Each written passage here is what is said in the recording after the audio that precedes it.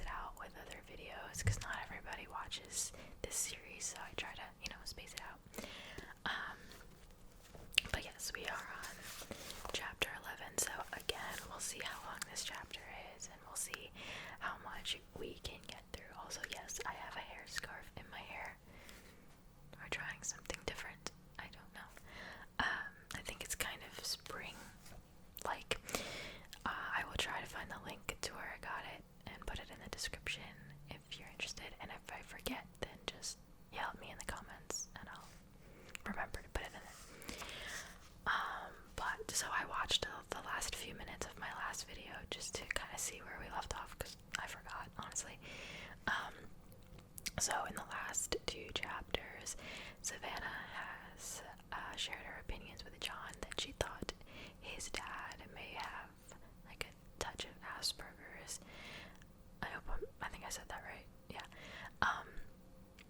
And at first he was really defensive about it, but in the very end of the last chapter we read, he is finally coming to terms with it. He sees that it is true, and now he understands why his father is the way it is and why it's a little more difficult to communicate with him, and now he just has so much admiration for his father that his father raised him despite the difficulties that he has, and so that's where we left off. Alright, so chapter 11. I'm gonna move a little bit closer. Here we go. The following evening, as I stood on the pier admiring the silver play of moonlight on the ocean, I wondered whether Savannah would show. The night before, after spending hours examining coins with my father and enjoying the excitement in his voice as he described them, I drove to the beach. On the seat beside me was the note I'd written to Savannah, asking her to meet me here. I'd left the note in an envelope I'd placed on Tim's car. I knew that he would pass along the envelope unopened, no matter how much he might not want to. In the short time I'd known him, I'd come to believe that Tim, like my father, was a far better person than I would ever be. It was the only thing I could think to do. Because of the altercation, I knew I was no longer welcome at the beach house. I also didn't want to see Randy or Susan or any of the others, which made it impossible to contact Savannah. She didn't have a cell phone, nor did I know the phone number at the beach house, which left the note as my only option. I was wrong. I'd overreacted, and I knew it, not just with her, but with the others on the beach. I should have simply walked away. Randy and his buddies, even if they lifted weights and considered themselves athletes, didn't stand a chance against someone trained to disable people quickly and efficiently. Had it happened in Germany, I might have found myself locked up for what I'd done. The government wasn't too fond of those who'd use government-acquired skills in ways the government didn't approve. So I'd left the note, then watched the clock all the next day, wondering if she would show. As the time I had suggested came and went, I found myself glancing compulsively over my shoulder, breathing a sigh of relief when a figure appeared in the distance. From the way it moved, I knew it had to be Savannah. I leaned against the railing as I waited for her. She slowed her steps when she spotted me, then came to a stop. No hug, no kiss. The sudden formality made me ache. "I got your note," she said. "I'm glad you came." "I had to sneak away so no one knew you were here," she said. "I've overheard a few people talking about what they would do if you showed up again." "I'm sorry," I plunged in without preamble. "I know you were just trying to help, and I took it the wrong way. And I'm sorry for what I did to Tim. He's a great guy, and I should have been more careful." Her gaze was unblinking, and I shuffled my feet, knowing I wasn't really sincere in what I was about to say, but knowing she wanted to hear it anyway. I sighed, and Randy and the other guy too. Still, she continued to stare, and I was stumped. I searched my mind before meeting her eyes, and I trailed off. And what? And I tried but couldn't come up with anything. I don't know, I confessed, but whatever it is, I'm sorry for that too. expression. That's it. I thought about it. I don't know what else to say, I admitted. It was half a second before I noticed the tiniest hint of a smile. She moved towards me. That's it, she repeated, her voice softer. I said nothing. She came closer and, surprising me, slipped her arms around my neck. You don't have to apologize, she said. There's no reason to be sorry. I probably would have reacted the same way. Then why the Inquisition? Because, she said, it let me know that I was right about you in the first place. I knew you had a good heart. What are you talking about? Just what I said, she answered. Later, after that night, Tim convinced me that I had no right to say what I did. You were right. I don't have the ability to do any sort of professional evaluation, but I was arrogant enough to think that I did. As for what happened on the beach, I saw the whole thing. It wasn't your fault. Even what happened to Tim wasn't your fault, but it was nice to hear you apologize anyway. If only to know you could do it in the future.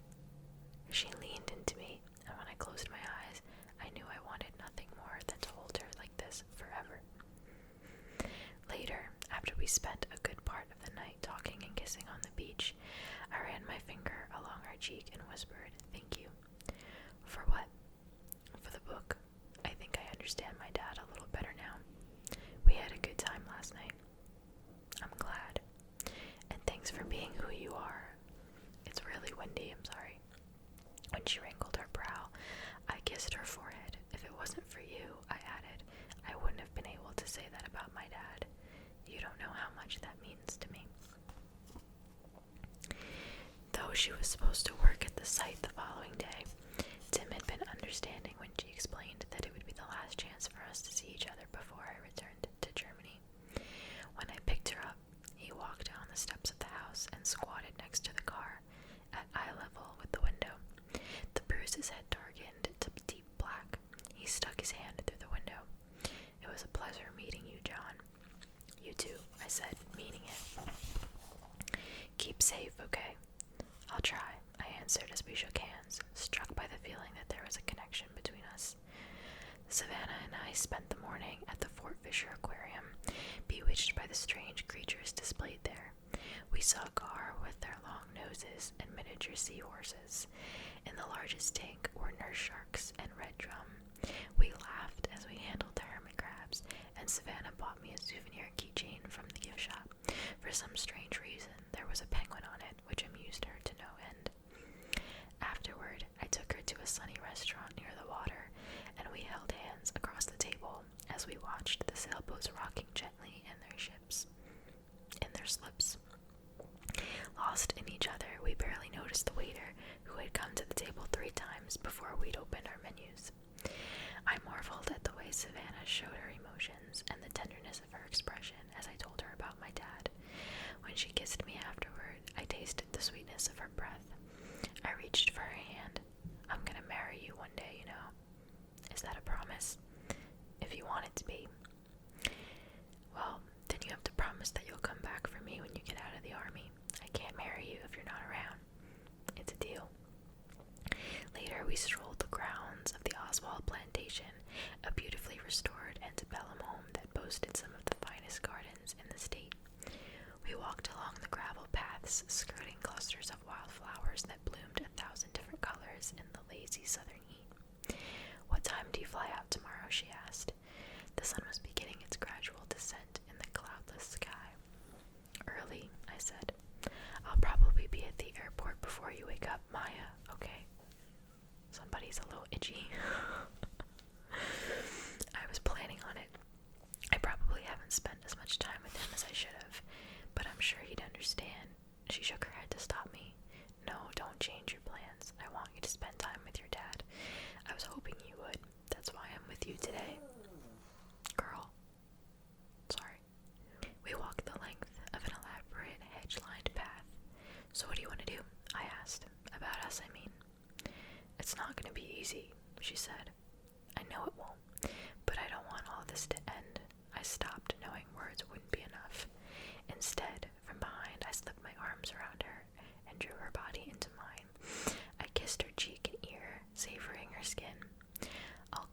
much as I can, and I'll write you when I can't, and I'll get another leave next year. Wherever you are, that's where I'll go. She leaned back, trying to catch a glimpse of my face. You will? I squeezed her. Of course. I mean, I'm not happy about leaving you, and I wish more than anything that I was stationed nearby, but that's all I can promise right now. I can request a transfer as soon as I get back, and I will, but you never know how those things go. I know, she murmured. For whatever reason, her solemn expression made me nervous. Will you write me? I asked. Duh, she teased, and my nervousness disappeared. Of course I will, she said, smiling. How can you even bother to ask? I'll write you all the time, and just so you know, I write the best letters. I don't doubt it. I'm serious, she said. In my family, that's what we do on just about every holiday. We write letters to those people who we care a lot about. We tell them what they mean to us and how much we look forward to the time we'll see them again. I kissed her again. So what do I mean to you? And how much are you looking forward to seeing me again? She leaned back. You'll have to read my letters. I laughed, but I felt my heart breaking. I'm gonna miss you, I said. I'll miss you too.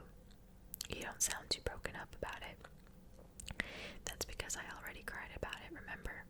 Besides, it's not like I'll never see you again. That's what I finally realized. Yeah, it'll be hard, but life moves fast. We'll see each other again. I know that. I can feel that. Just like I feel how much you care for me and how much I love you. I know in my heart that this isn't over, and that we'll make it through this. Lots of couples do. Granted, lots of couples don't, but they don't have what we have. I wanted to believe her. I wanted it more than anything, but I wondered if it was really that simple. When the sun had disappeared below the horizon, we walked back to the car, and I drove her to the beach house. I stopped a little way down the street so no one in the house could see us, and when we got out of the car, I put my arms around her. We kissed, and I held her close, knowing for certain that the next year would be the longest in my life. I wished fervently, that I'd never joined up, that I was a free man, but I wasn't. I should probably get going. She nodded, beginning to cry. I felt a knot form in my chest.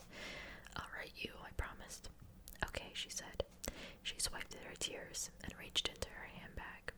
She pulled out a pen and a small slip of paper. She began scribbling. This is my home address and phone number, okay? And my email address, too. I nodded. Remember that I'll be changing dorms next year, but I'll let you know my new address as soon as I get it. But you can always reach me through my parents. They'll forward anything you send. I know, I said. You still have my information, right? Even if I go on a mission somewhere, letters will reach me. Email, too. The Army's pretty good at setting up computers, even in the middle of nowhere. She hugged her arms like a forlorn child. It scares me, she said. You being a soldier, I mean. I'll be okay, I reassured her. I opened the car door, then reached for my wallet. I slipped the note she scribbled inside, then opened my arms again. She came to me and I held her for a long time, imprinting the feel of her body against mine. This time, it was she who pulled away. She reached into her handbag again and pulled out an envelope. I wrote this for you last night, to give you something to read on the plane. Don't read it until then, okay? I nodded and kissed her one last time, then slipped behind the wheel of the car. I started the car, and as I began to pull away, she called out, Say hello to your father. Tell him that I might stop by sometime in the next couple of weeks, okay? She took a step backward as the car began to roll. I could still see her through the rearview mirror. I thought about stopping. My dad would understand. He knew how much Savannah meant to me, and he would want us to have one last evening together.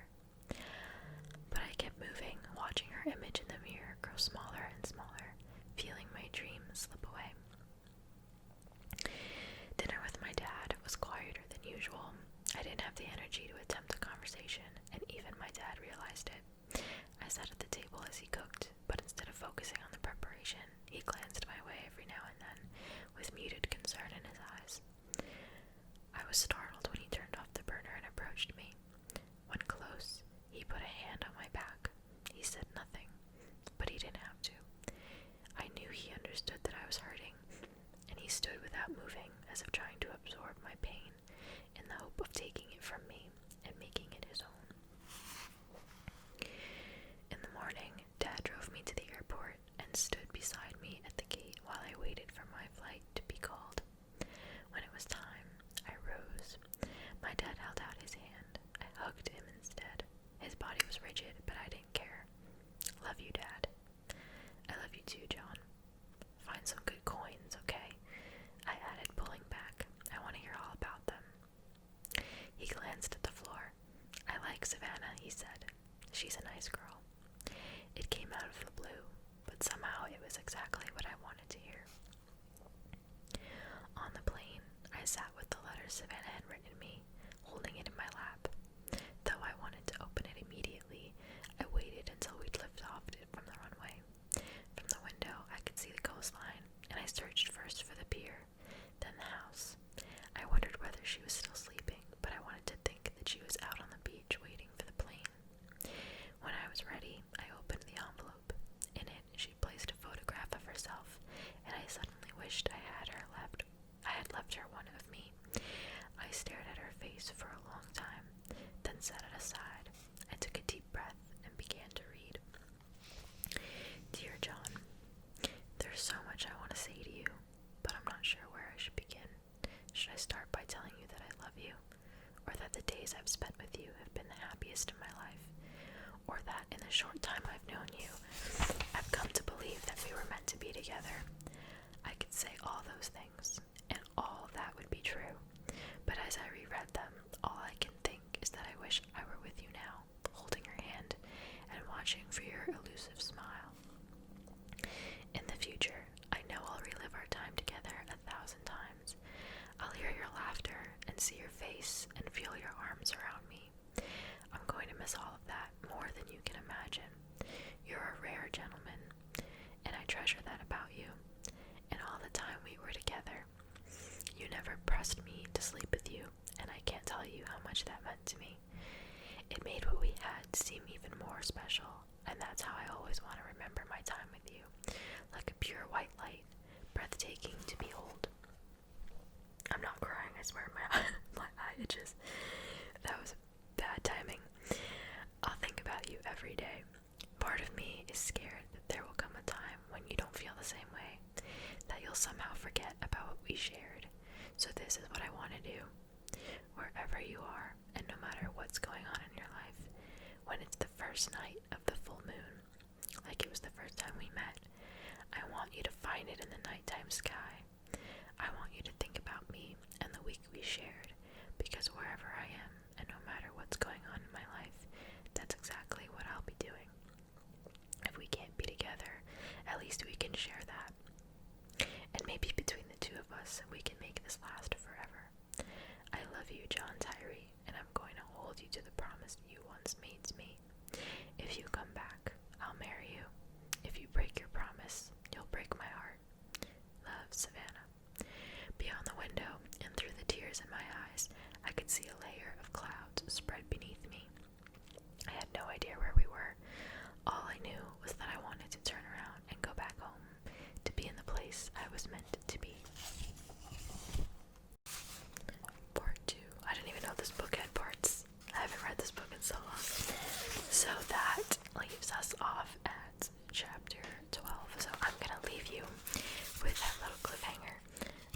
We're finally more than halfway through, guys. So I know I say this every time, but like now stuff starts to get good and things start to happen. And I would probably guess that if you have not seen the movie or read the book, the story does not end the way you think it's going to. So I will try to do another one soon. I promise. So I hope that you guys enjoyed this reading you to sleep number 9 video. What else can I say? The links to my Instagram, my second channel, and my Patreon are all down in the description. If you are not aware, if you sign up for my Patreon, you get 2 exclusive videos a month that do not get uploaded here. So only for Patreons to see, as well as if eventually I'll post bloopers and stuff on